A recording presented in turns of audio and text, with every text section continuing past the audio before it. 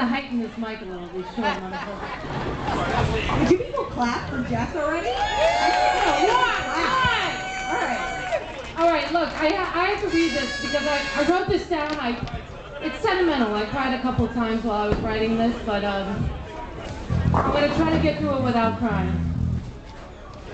Joey. You gum-chewing geriatric motherfucker. Never in my life have I seen such an old prick surrounded by so much pussy. And I'm just talking about the cats you have at that godforsaken motherfucking apartment of yours. Christ, I thought I was a pathetic old cat lady. Shit, Peter would have a field day with your ass. No, really, the man does get some hotties. Am I lying? For those of you wondering how someone on death's doorstep can get such a cute young girlfriend, you're not alone. I have no fucking clue. The shit baffles me too. I will say though, I brought my girlfriend to see him one night and she said, "Who's that? He's so cute." My gay friend was checking him out, saying how sexy he was.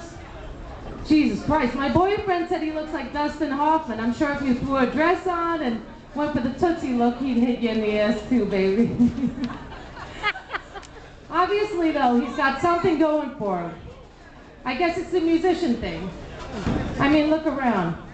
We got Pat Vale, or we had Pat Vale till the motherfucker left, but we have Pat Vale looking like a young deranged Gene Wilder, Mike Nordsey, who resembles a fucking used Q-tip, and don't even get me started on Tedesco, please. Then, of course, we got Joey, the fucking Keebler Elf-looking bastard that he is. Well, you thought your parents invested in music lessons because they cared about you motherfuckers? I got news. They took one look at you bastards and realized groupies would be your only hope for getting laid and carrying on the family name. But, talent aside, take one look at Joe and Mallory and you know this motherfucker's gotta be packing. Okay? To keep her around, Joey's gotta be tripping over his own cock. Of course, being 3 feet tall, that's not saying much, but what are you gonna do?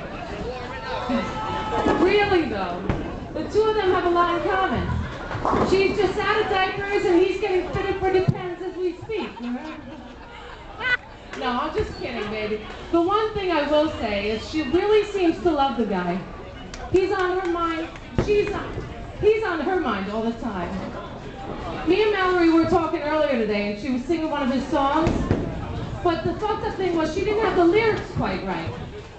Even a old man's cock gets too hard twice a week. Twice a week! Twice a week! Anyway, she is dedicated though, I'll say that. Look at this place, how beautiful it looks. The poor girl spent all day decorating.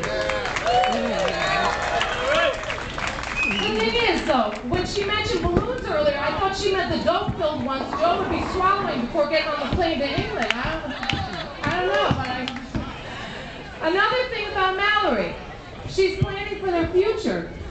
She called me last week asking if I knew where she could get $1 million double indemnity clause life insurance policy for Joe. Such a sweetheart, such a thoughtful girl. She even made sure the policy included accidental drug overdoses, which is nice. Then she called me asking if I knew any drug dealers who could get good heroin and if I had any rusty needles lying around. I don't know what that was about, but what am I going to say? I'll just say this, Joey. If you know what's good for you, you might want to make this a one-way flight. I'm just saying. Well, with these cheap motherfuckers in the house who ain't donating to the cause, I don't know, it might be a one-way flight. It might be a fucking 5-minute phone call the way we're going. Anyway, all kidding aside, I know you two will have a wonderful, happy relationship. Maybe not long, but happy. Enjoy it while you can, Harvard. And I'm sure Mal will pick out a nice deluxe, totally in the ground. Listen, as everybody here knows, Joe Harvard is an amazing musician and a top-notch person. The man is such a legendary figure. I could see some company creating life-size dolls in his image. They'd be not only cute, but convenient. You could put the motherfucker right in your pocket, and it would be fully compatible with the Barbie dream house. No, seriously. Despite his impressive resume and outstanding talent, Joe has always been down to earth and a real sweetheart, and I mean that. Never has he taken on a rock star attitude like some of the other douchebags in town, whose name I won't mention. Of course, he did come into town looking like a fucking homeless crackhead, but that's besides the point. We won't talk about that. The point is, Joey. No, Joey! The point is, Asbury Park is lucky to have you around, and I'm lucky to have you as a friend. Happy birthday. I love you, baby.